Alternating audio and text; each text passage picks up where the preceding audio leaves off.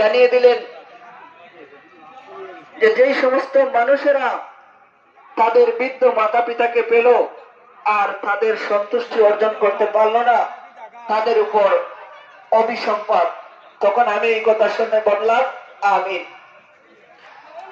আমি যখন মিম্বরের দ্বিতীয় সিঁড়িতে পা রাখলাম, তখন জিবরাইল আমাকে জানালেন যে যেই সমস্ত মানুষ রমজান মাসের রোজা পাইল কিন্তু এতে পারল না, তাদের উপর আল্লাহ পাকের অভিশাপ।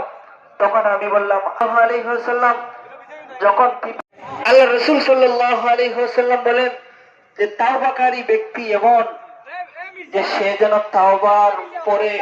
তাওবার আগে যে সমস্ত গুনাহ করেছে, তাওবা করার পরে তার অবস্থাটা এমন হয়েছে সে যেন কোনো গুনাহই করে নাই। সুবহানাল্লাহ।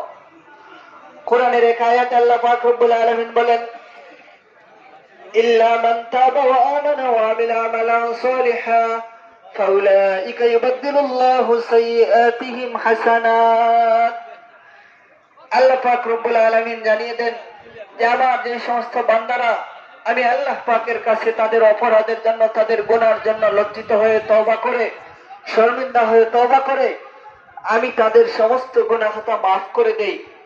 শুধু মাফ করি তাই না, আল্লাহ পাক রব্বুল আলামিন যা কষ্ট হয়েছে, কষ্টের কারণে এই রোজা ছেড়ে দিছে, তাহলে তার জন্য কোনো মাফির সুযোগ নাই। তার ব্যবস্থা হয়েছে সে রোজার কাজা করবে এবং কাফারা আদায় করবে।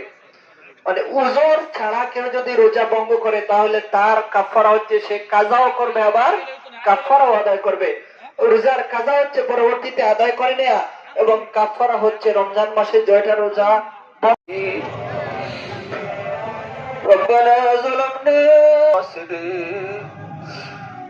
ربنا آتنا في الدنيا حسنة وفي الآخرة حسنة ربنا هب لنا من أزواجنا ذريتنا إماما اللهم اغفر لنا ولوالدينا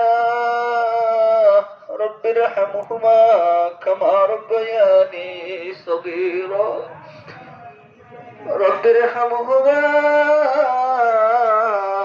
كما ربياني صغيرا ولأساتذتنا ولشيخنا ولمشايخ له حق علينا ولجميع المسلمين والمسلمات والمؤمنين والمؤمنات الأحياء منهم والأموات.